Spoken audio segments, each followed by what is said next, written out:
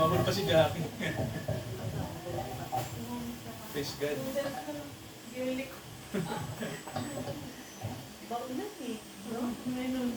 Okay po, purihin po ang Diyos at marami na tayo. Ayan. Okay po, kasi po pag Saturday night po talaga, konti lang po talaga nakakapunta. Pero thankful tayo dahil nandito sila Jackie, yan, at si Ate Ruby, at mga angels in heaven kasama po natin. Ayan, purihin po ang Diyos. At mga kapatid, tandaan nyo po hindi lang to hanggang Pilipinas dahil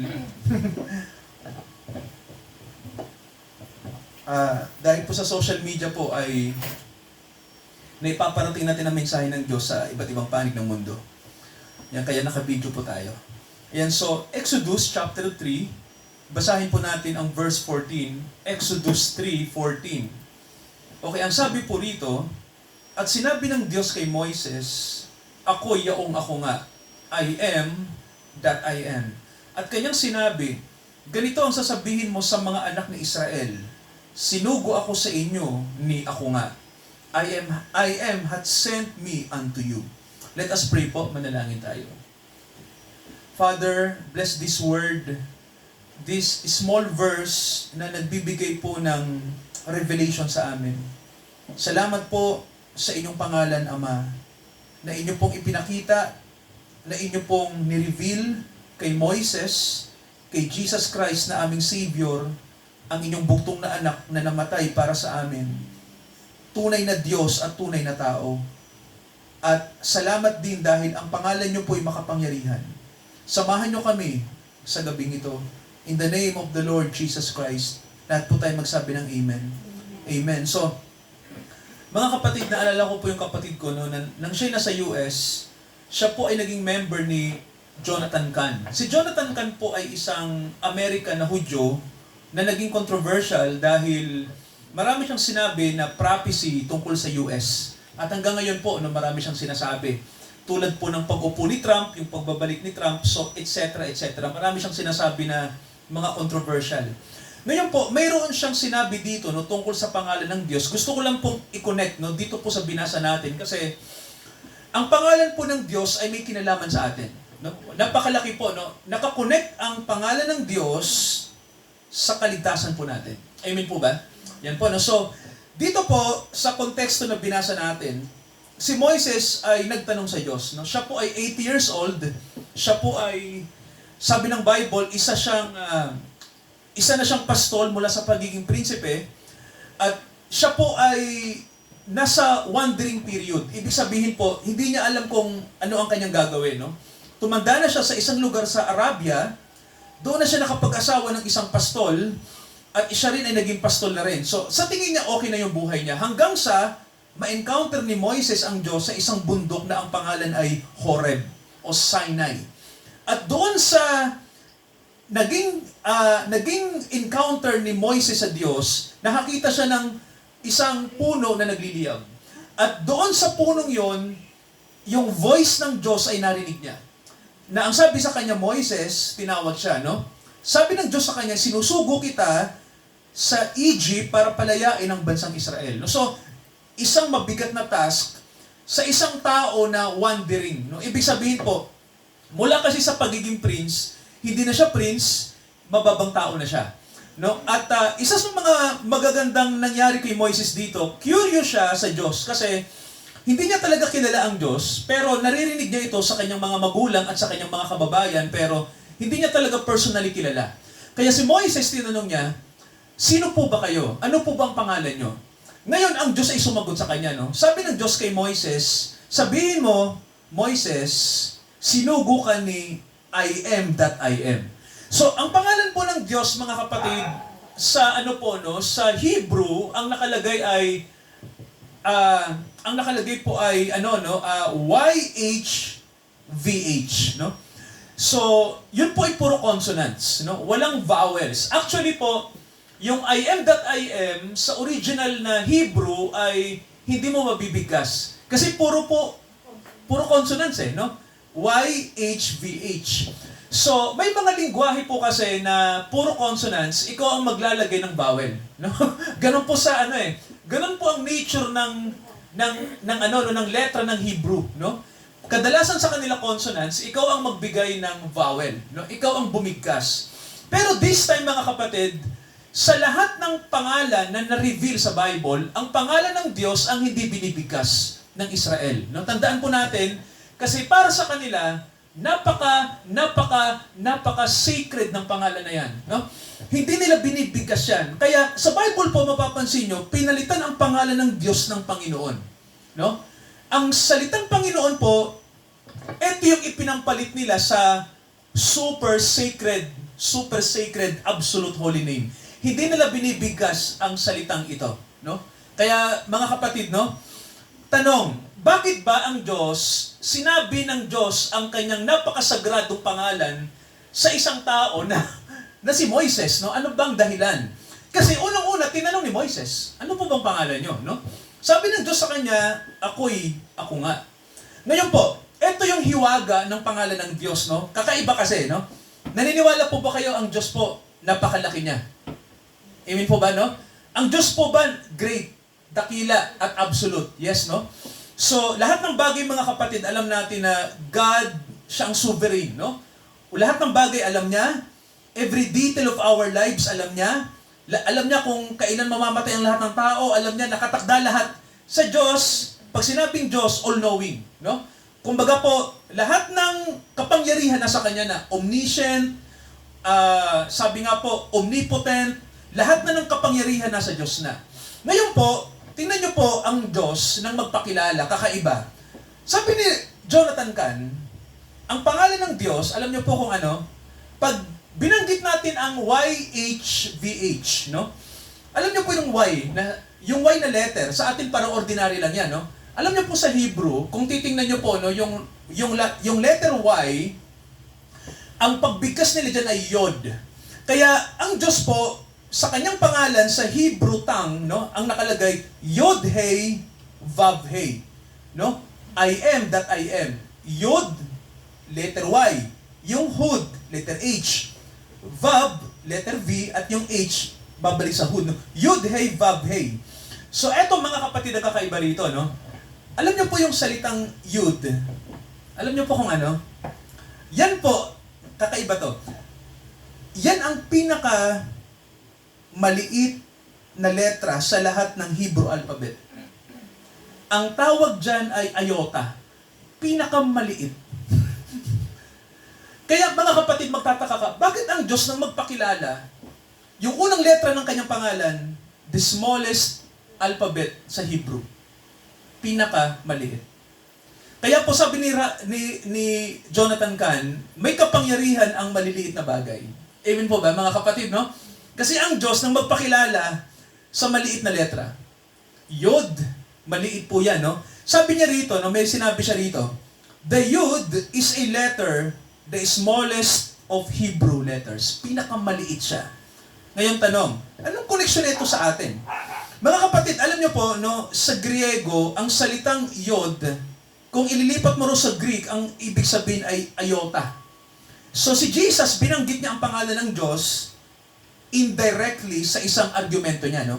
Basahin natin yung Matthew chapter 5. Tingnan niyo po, mga kapatid, no, na ginamit ng Panginoong Hesus ang salitang Yod sa Matthew 5, basahin ko po sa inyo, Matthew 5, okay, verse 17. Okay. Tingnan niyo mga kapatid, no? Matindi to. Sabi rito, huwag ninyong isipin na parito ako upang sirain ang kautusan o ang mga propeta. Ako'y naparito hindi upang sirain ang kautusan o ang mga propeta, kundi upang ganapin. So, ano ang mission ni Jesus, mga kapatid? Ano ang mission ng ating Panginoon?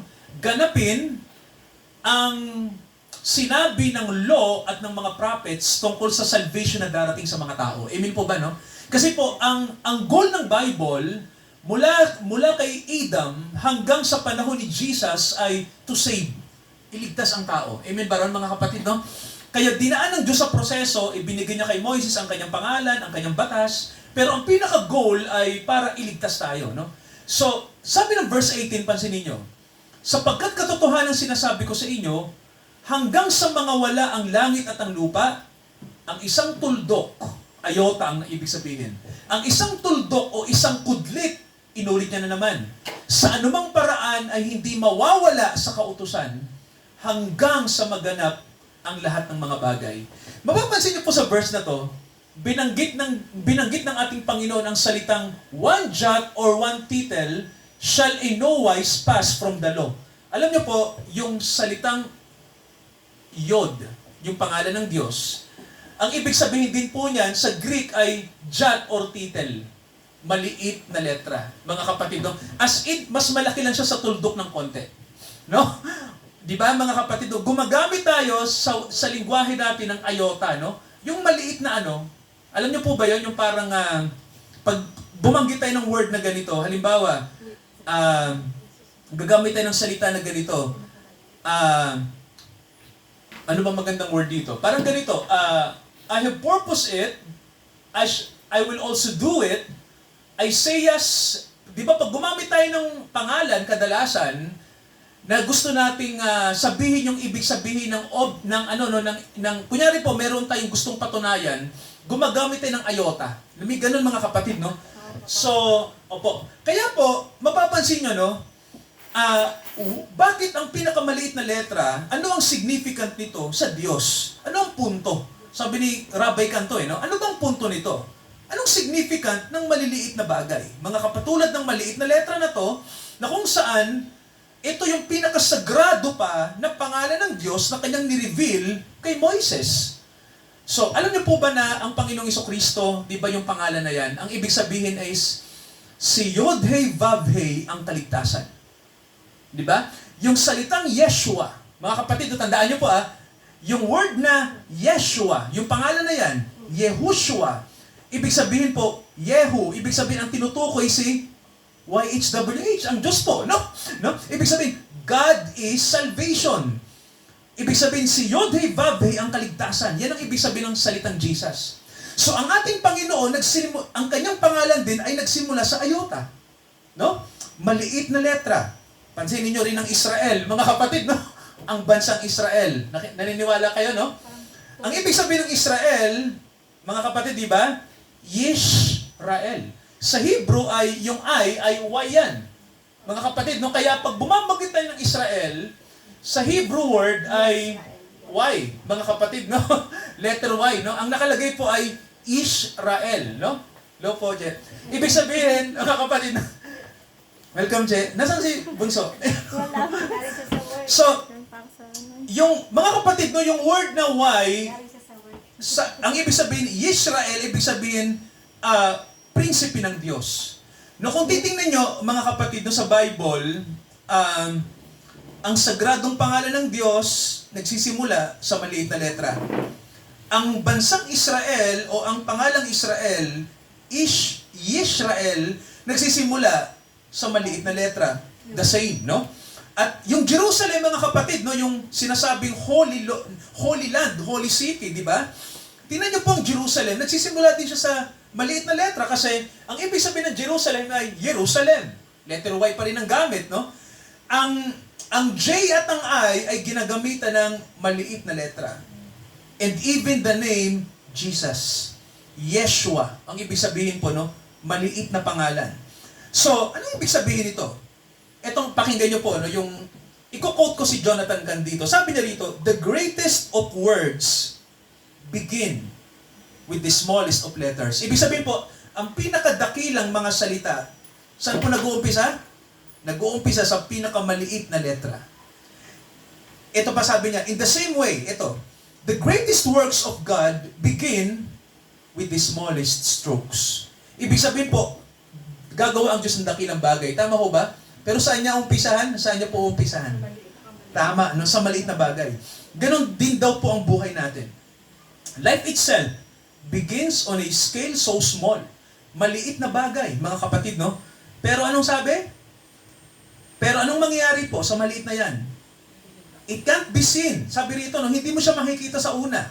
Ito yung sikreto ng pangalan ng Diyos. Paano natin i-apply sa buhay po natin yung pangalan na to? Well, mga kapatid, tingnan nyo to Tayo po ba, naniniwala po ba tayo na tinatawag po tayo ng Diyos? Yes, no? Alam nyo mga kapatid, ano man yung ating culture, ano man yung ating buhay sa mundong ito, ano man yung ugali natin, iba-iba tayo ng ugali, iba-iba tayo ng pinanggalingan, iba-iba tayo ng background, iba-iba tayo ng behavior, no? Tama ba? Pero alam niyo po, lahat naman tayo sinners, no? Lahat tayo imperfect, lahat tayo makasalanan. May isang bagay po na pinagkaiba ng mga makasalanan sa mundo. May dalawang makasalanan. Makasalanan na talagang makasalanan, namumuhay lang siya sa gusto niya, at yung mga makasalanan na tinatawag ng Diyos. Naintindihan niyo mga kapatid, no? Tayo po yun. Yun ang mga Christians, no? Ang mga Christians, hindi talaga tayo perfect. Pero may dumating na calling sa atin. Amen ba mga kapatid, no? Tinawag tayo ng Diyos. At sa pagtawag na yan, inuumpisahan tayo ng Diyos sa maliit. Kaya po, nang itanong ni Moises, Panginoon, tinatawag niyo ako eh. Gusto kong malaman yung pangalan niyo. Sabi ng Diyos, ako'y si ako nga. Nagpakilala ang Diyos sa pinakamababang letra. Ibig sabihin po, ang Diyos nagpakababa, no? Binaba niya ang sarili niya. Amen ba mga kapatid, no?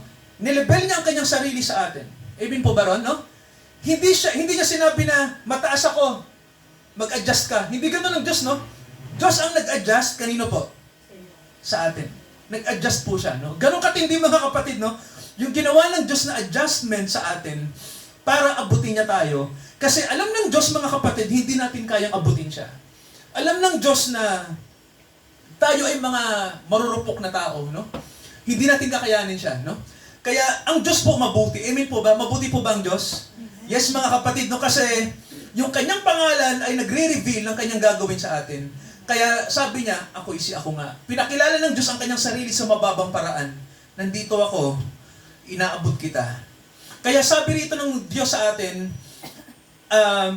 siya po ay gaganapin niya yung kanyang calling sa atin, no? We are called. Sabi rito ni Jonathan Can, may sinabi siya.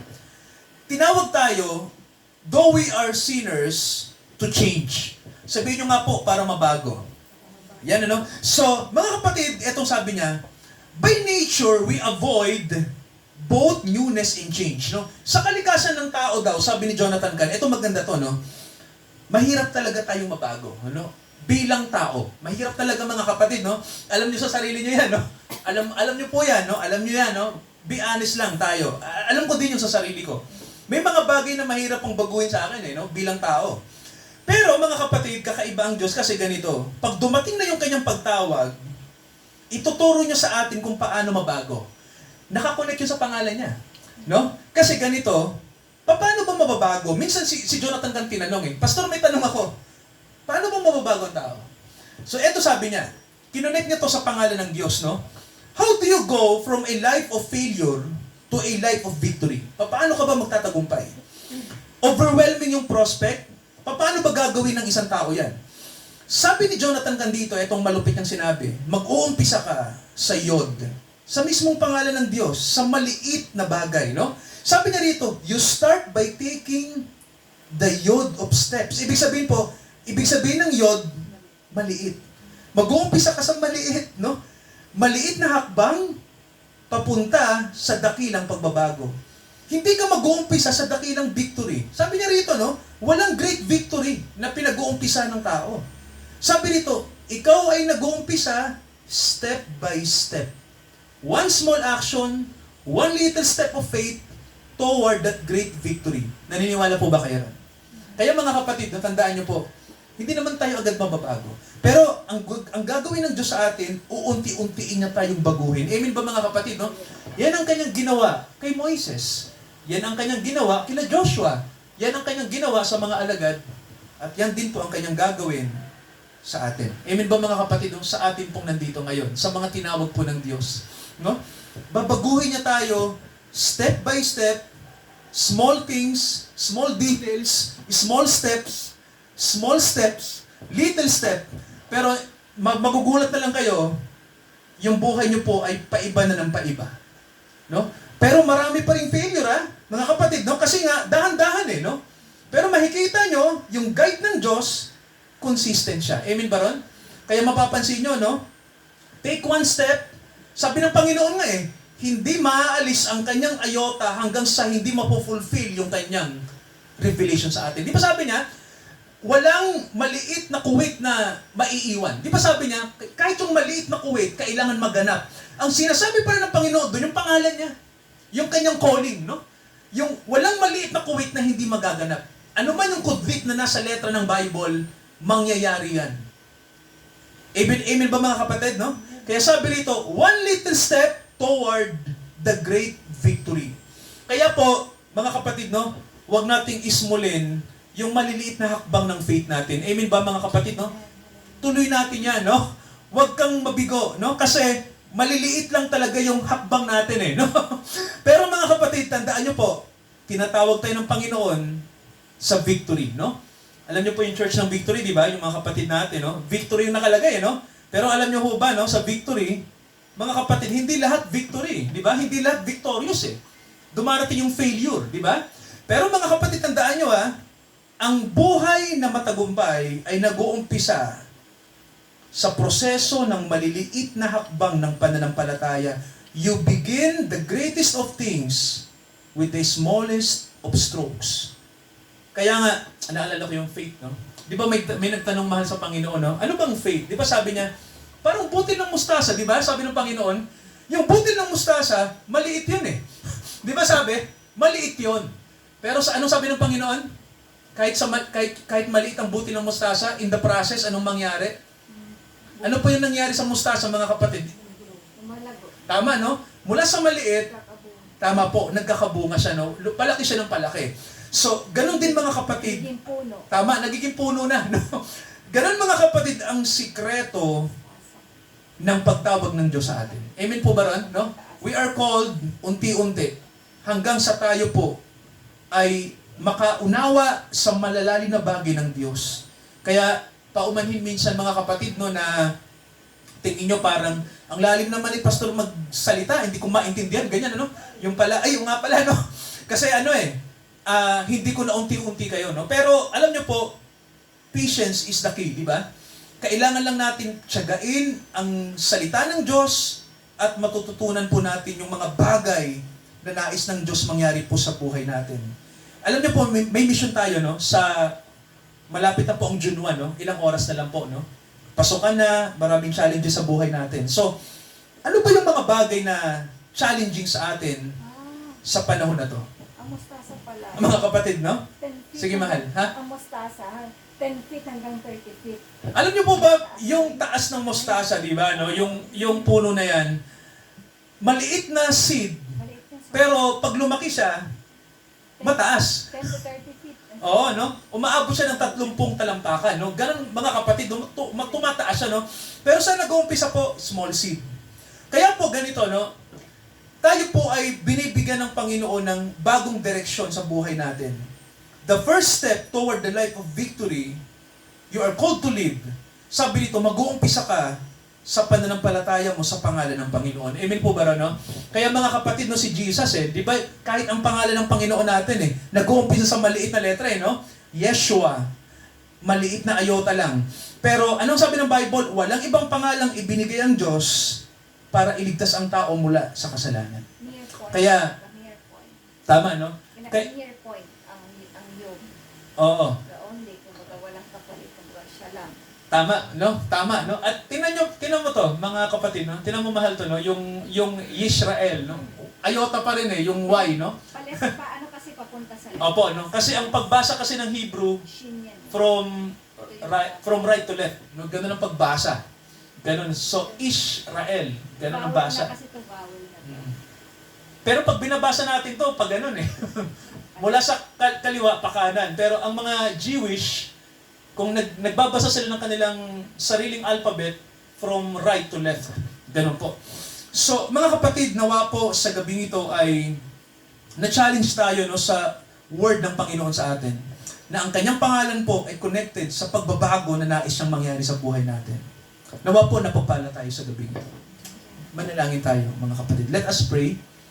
We are thankful, Father, na nandito po ang mga kapatid at humabol po sila kahit po oras na ng gabi dahil wala pong gabi o araw pagdating po sa inyong salita. Basta available ang time na ibinigay nyo, makakarating at makakarating kami I-bless nyo po ang lahat ng kapatid na nandito ngayon, na hindi sila lalabas ng house church na ito na hindi nyo biniblessed.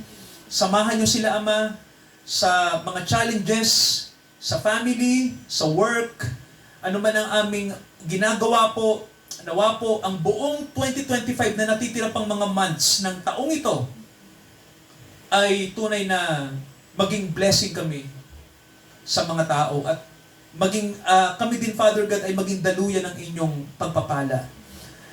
Tulungan nyo kami na amin pong magawa ang kalooban nyo.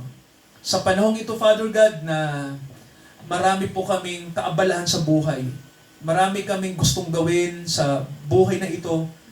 At nakakalimutan namin, Ama, na tumawag sa inyo, mag-pray, kausapin kayo, sapagkat naniniwala kami, Ama, na ang magbibigay ng mabubuting bagay sa amin, walang iba kundi kayo.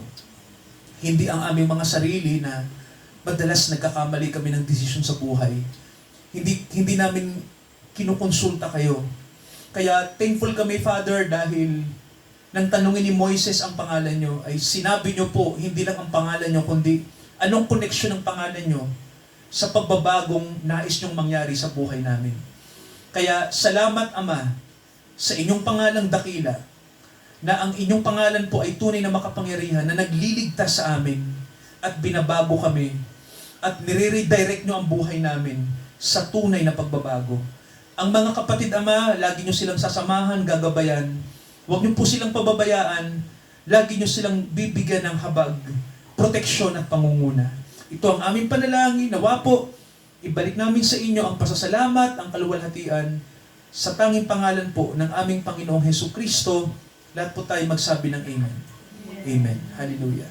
Sa pagkakaloob natin, mga kapatid sa Panginoon, ng mga natanggap nating biyaya sa Kanya, awitin po natin ang Seek the Kingdom of God. Seek ye first the Kingdom of God.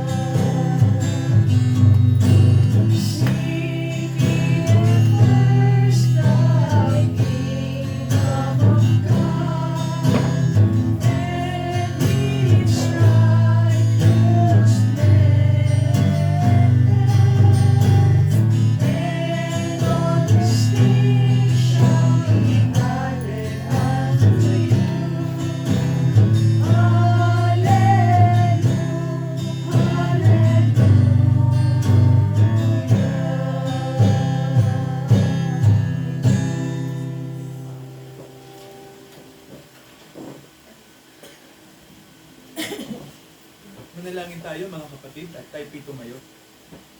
Dakilang Ama, tinatalaga namin ang weekend na ito na maging kaming blessing sa mga tao at gawin nyo kaming daluyan ng inyong biyaya.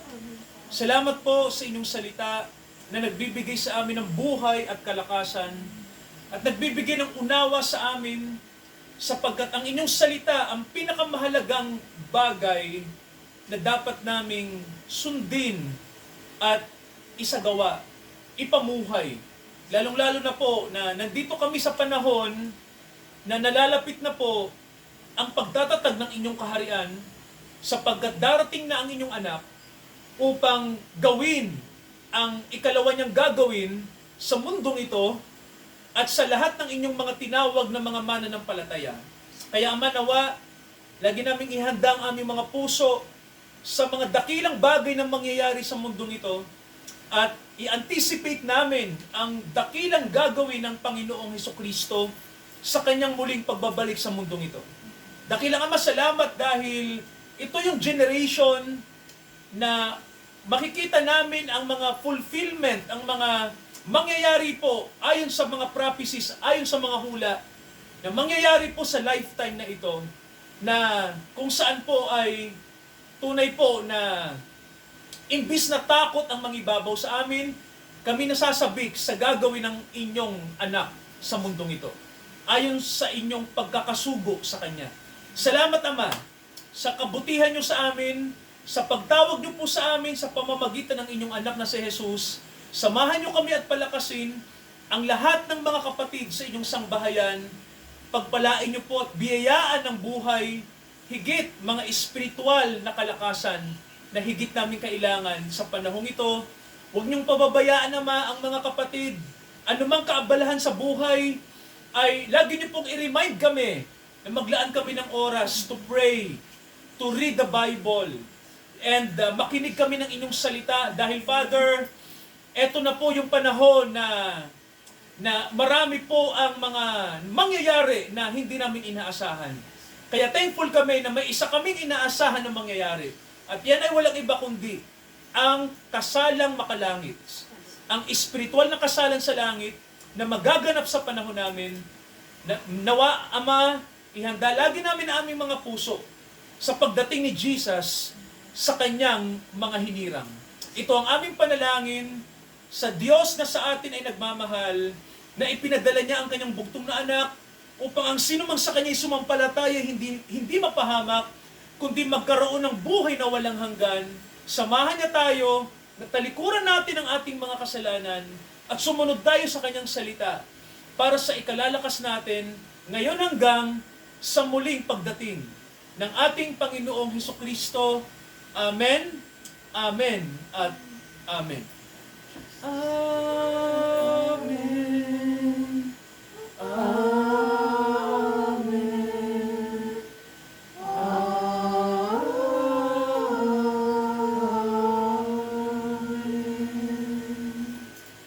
Magandang gabi po mga kapatid. At batiin natin yung ating mga kapatid. God bless you po. Aming pawis na ako eh. God bless po. Oy, Cheche. God bless you. God bless po. Umaga kasi ito eh. Umaga pa. Kasi pawis ako, hindi na ako makaligo uli eh. Kasi ngayon lang nawala ng tubig talaga. Buong ano O, kaya kung ano na pinaggagawa na namin. Ako naghuhugas na. Pastor, yung amin ang taas. Uy, may isda eh. Dam. Paano ko papasok yung Ay, mataas mo dyan, sorry. Uy, may isda. May isda. Mataas ba? Noodles nga. Noodles. May isda. Dahil miss na tayo. Ha? May ulam tayo. Yung isda, parang di masya. Oy, kaya nga, di ba yung sabaw? May ulam tayo. Gusto ba? Ako na lang yun. Magulo dito Sabaw eh. naman natin. Yes, hindi naman. Okay Ay, naman. para ano, bilis lang yan. Okay naman dyan. Ay, nako, che. Mga naglalit dyan. Tinatago ko na lang sa... Natama na tayo. Uy, yung fairness ha, parang maliit ka nga. Maliit ka naman. Kahit ka na may clear. Tumaba ka. Sexy to eh. Yan pala po yung Oo, papayat ka nga kasi Hindi kasi nag-ano ako na gym, tapos huminto ako 2 linggo na dahil nga wala tao sa butika. Sila ate pumuwi ng Isabela dahil inayos yung lupa nila doon Pero nagkagulo-gulo. parang papayat ka nga. Ba yan? Kasi ako siksik eh. At tigbang ko kay Garabe. Siksik yung katawan na Nag-ano na ako, nag 58, 57 na ako, tapos ngayon 62, 65 na. Oh, parehas lang. Ako nga eh, mas malala ako eh. Pero nag-gym ako. Umaba ako nung ano eh. Ilang cups? Kahit konti. Kalahati. Dalawa yan eh. May kalahating lagayan ng pati. Wala na. Doon na sa... Ganda naman lutuan. Utang ka ako ng tubig. Eh, pinili ko sa ukay yung sabi ko sa tiktik 500 Oo eh. nga, ganito nga dapat. Doon lang Stay. lang bumili. Naghahanap kasi kami ng stay. Ayaw masukatin. Sabi ni... Di na. Mahal, sabi ni Kuya at saka ni Kuya Rolly. Ano? Pastor, nakita namin, nag-uumpisa ka palang nag-drive, di ba? Pagkaraan ng isang buwan, kasero ka na, parang nagpipredict. Magiging daw akong kaskasero. Ayun na nga, naging kaskasero ka na. Nagiging na nga akong kaskasero. Bumibilis na ako. Bumibilis Buka na ako. niya, kasi ako mismo kong babangga ng ano. Lagi na ako nagpupunta sa NLEX eh. Nag-expressway. Oo, NLEX pabalik. Pastor ah. Kasi- Ako, pag nahuli ka, may pangalan mo na. Hindi pa nag-transfer. Ayaw nga pala, Jackie pa May yung hirapan ka mag-renew. Eh, sa mag-inform naman ako ni Jackie pag mayroon siyang ano, pag may violation. Nakalagay yung plate number ng pikanto.